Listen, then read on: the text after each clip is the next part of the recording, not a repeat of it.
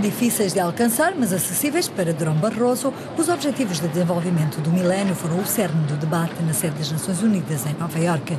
Qual é o papel que a Europa deve desempenhar neste dossiê? A Euronews esteve lá e falou com o presidente da Comissão Europeia. Mais dinheiro, melhor distribuição de responsabilidades entre doadores e beneficiários, financiamentos inovadores, como a taxa sobre as transações financeiras, são algumas das prioridades para o futuro. A União Europeia é o primeiro doador em termos de ajuda ao desenvolvimento, mas muitos países pobres dizem que muita desta ajuda fica retida em várias camadas de burocracia. Os intermediários, os empreiteiros estrangeiros. Concorda com isso? E quais as mudanças que acha que devem ser feitas? Nós somos a favor da responsabilização conjunta para a ajuda.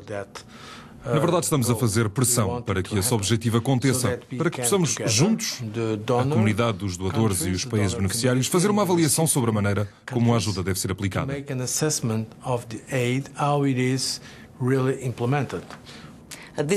Neste momento, muito poucos países da União Europeia conseguiram atingir o objetivo dos 0,7% e muitos estão longe de o atingir. De uma forma realista, quantos é que vão atingir até 2015? É verdade que temos de ganhar este caso com a ajuda da opinião pública e com os Estados-membros. Se temos dificuldades na Europa, e é verdade que as temos, também é verdade que há pessoas no mundo que estão a morrer porque não têm o que comer. Estão a morrer porque não têm água potável. Estão a morrer e, no entanto, com alguns medicamentos baratos poderiam ser salvas. Por isso acho que, de um ponto de vista ético, a luta pelos objetivos de desenvolvimento do milénio é imperativa.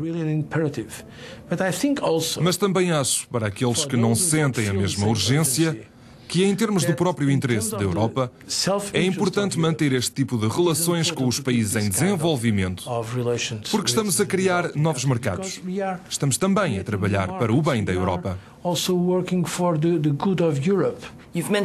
Falou da ética e a responsabilidade.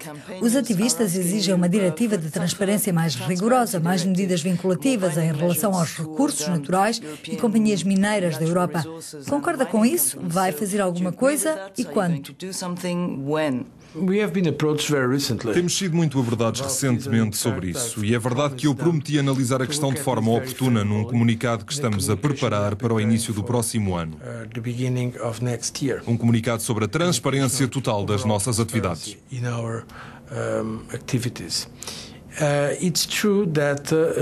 É verdade que já ajudamos, ou melhor, financiamos a iniciativa sobre a transparência da indústria mineira. Ou seja, já estamos a trabalhar nesse sentido. Mas pessoalmente acredito que podíamos e devíamos fazer mais com outros atores mundiais para aumentar a transparência quando se trata de ações nos países em desenvolvimento.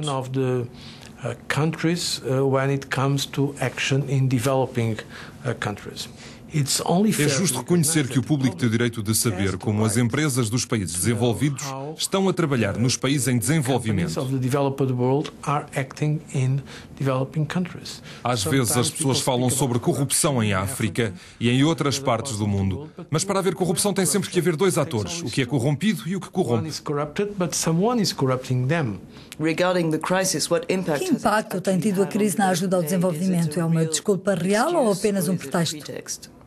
É de facto uma tentação quando se sente uma forte pressão sobre os orçamentos nacionais. Estou muito orgulhoso no facto de, apesar da situação económica difícil, os Estados-membros terem decidido reiterar o compromisso de ir até aos 0,7% do PNB até 2015. O acordo de financiamento para combater as mudanças climáticas nos países em desenvolvimento foi encontrado muito rapidamente. Mas concordaram que eu só poderia anunciar em nome da União Europeia os 1.000 milhões de euros que ainda não foram atribuídos. Já estavam previstos nas perspectivas financeiras, mas ainda não se tinha decidido como iriam ser gastos e em que países. Agora foi acordado. Para ser franco, é verdade que existiram algumas dúvidas, mas ao mesmo tempo é justo reconhecer que, a nível mundial, houve um compromisso por parte da União Europeia.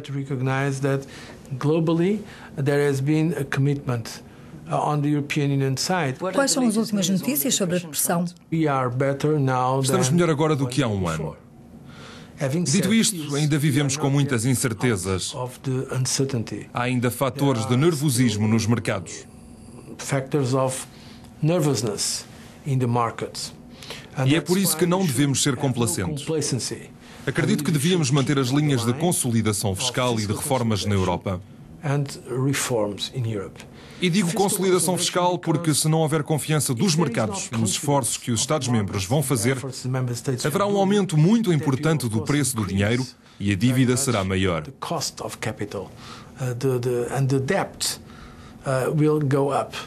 A dívida é de facto um problema sério, porque o dinheiro que os Estados-membros estão a pagar em juros relativos à dívida é dinheiro que não podem gastar em serviços sociais, na educação ou na saúde. Quais foram verdadeiramente as impressões que teve nos últimos dias? Que conclusões é que tirou? Acho que a conclusão é muito clara. Ainda não lá chegamos. Vai ser muito difícil atingir os objetivos, mas ainda é possível. Temos que trabalhar com entusiasmo e perceber a urgência das situações dramáticas que se vivem em muitas partes do mundo. Acho que é um evento muito útil e agora vamos ver se aos compromissos se seguem as ações.